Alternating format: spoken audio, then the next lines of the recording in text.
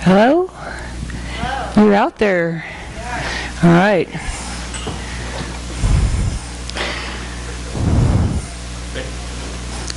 My geology teacher, Deborah Ragland, said, "We've enjoyed an interglacial period of 10,000 years while the climate remained stable except for the Little Ice Age. We've had a proliferation of biological diversity, unlike anything this planet has ever seen." That's the Bosque. Here's Shaw Lake in 2010 in Colorado at the headwaters of the Rio Grande. It's a fishing lake surrounded by aspens. For 40 years I've wallowed in the clear light and vivid color along the banks of this lovely lake as I photograph the animals in the water. Then came anthropomorphic drought. By warming the atmosphere with greenhouse gases, we've upset the balance of the water cycles. The U.S. Drought Monitor there shows that moderate to exceptional drought covers 31.8% of contiguous U.S., which impacts surface water and snowpack. According to William Du Bois in A Great Aridness, pine beetles thrive on hotter, drier climate. A hefty 18% of our forests in the southwest have been lost to fire and insects. From Taos to Santa Fe, the piñons took a heavy hit. Forests in the western United States once absorbed between 20 and 40% of U.S. carbon sequestration. Now forest fires are burning hotter and hotter. The Cerro Grande fire burned almost engulfed Los Alamos there. In 2011, the Wallow Fire became the biggest fire in Arizona. 2 weeks ago, I went back to Shaw Lake. The pines were dead from beetle kill or burned to the ridge.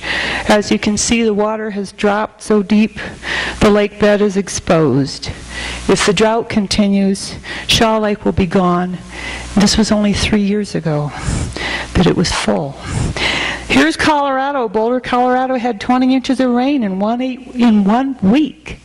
An oceanic flood that washed away houses, cars, and bridges and roads.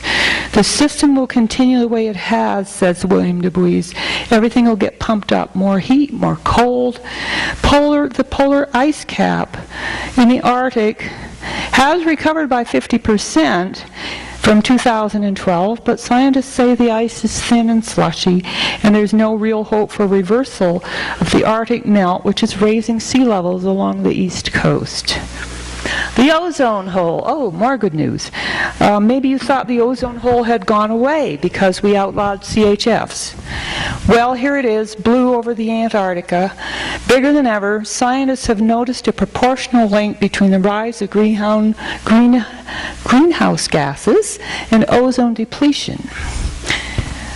We're in the midst of the sixth mass extinction from overhunting, co-opting resources, fragmenting habitat, spreading pathogens and invasive species. Over 10,000 mammals are endangered, some of the ones we love, including African elephants, pandas, polar bears, snow leopards, cheetahs, and bighorn sheep. Julia Butterfly says, "Activism is every choice you make every moment of the day. Collectively, we can make a difference. Let's save seed and exchange seed, non-GMO seed like sacred blue corn that grows at Taos Pueblo. Let's support the traditional acequias. They are the sangre, the lifeblood of the land. They recharge the groundwater and create habitat for many riparian species. The acequia users are like a family. Sure, they fight, but in times of trouble, they pull together and help each other, don't they?" Like most gardeners, I try to eliminate invasive noxious weeds. But when I see the monarchs dining on some of them, I encourage biodiversity and let the weeds grow. They are holding in the soil, sequestering carbon, and nurturing the butterflies. Fences. Desert pronghorns are headed for extinction from drought and fences that block migration routes. In a park in Denver, all the deer have bloody hocks from hurdling the fences 10 feet high. Young animals and pregnant mothers may not be able to leap them. Slow down for wildlife, especially in open range, like up here by Castillo, where there are no fences.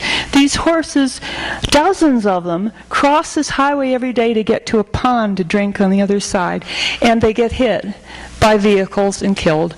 I don't know what happens to the drivers. Let's plant Christmas trees. Let's buy live Christmas trees. Let's plant trees, an orchard, a forest if you have land. This man cut the willow branches off his tree, stuck them by the ditch, and they all grew, and he created a windbreak. Solar arrays like the one at Kit Carson Electric could be built in every small community to help supply clean energy. Coal-fired power plants emit 2.4 billion metric tons of carbon dioxide per year. After presidents saw Chasing Ice, a documentary on melting glaciers, he decided to reduce coal-fired emissions by 26% over the next 7 years. Yay! Feed the birds. Set up a little feeding station in your backyard. Include a pan of clean water. The animals are all struggling. That's why they're down here eating our food. But don't feed the bears unless you want them in your kitchen. In tough times threatened by natural and man-made disasters, a community pantry might be a really good idea. Many communities have public buildings with at least one windowless room. Grains of all kinds store well in glass jars. You can eat or plant them. Voluntary simplicity. Share and recycle the bounty of material things that have come from the earth.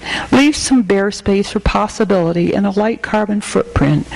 As John Nichols says, keep it simple. As author Gregory McNamee says in Gila, The Life and Death of an American River, go out and tend your garden. Your garden is the world. Thank you.